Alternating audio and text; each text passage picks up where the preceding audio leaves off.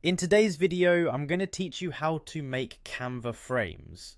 Whether you're looking to enhance your creative projects or just want to try something new, creating personalized frames in Canva can add a unique touch to your designs.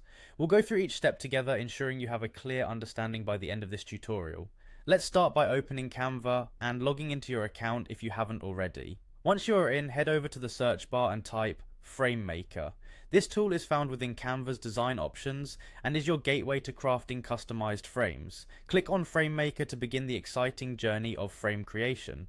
With Frame Maker open, you'll notice a selection of border options available to you. This is where your creativity comes into play.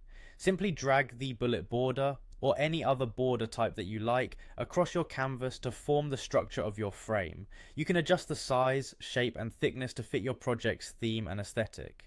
Don't hesitate to experiment with different forms until you're satisfied with the result. This is your chance to create something uniquely yours, so take your time to explore the possibilities. Once you've crafted a frame you're delighted with, you'll need to integrate it into your design. Look for the Add to Design button, which should be visible on your canvas. Clicking on this will incorporate the frame into your current project. This incorporation allows you to proceed with additional elements, whether it's images, text, or other design features that can be layered within or around your newly created frame. As you design, remember that Canva offers various templates and tools that you can use alongside your frame. You can easily add text to enhance your message or upload images to complement your frame's design.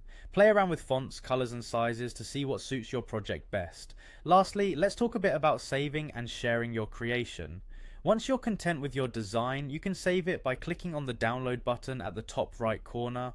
Canva provides multiple format options, so choose what works best for your intended use, whether it's for digital use or print. Feel free to share your creation directly from Canva to your social media platforms or download it to share via other channels. And there you have it, a custom frame designed entirely by you in Canva.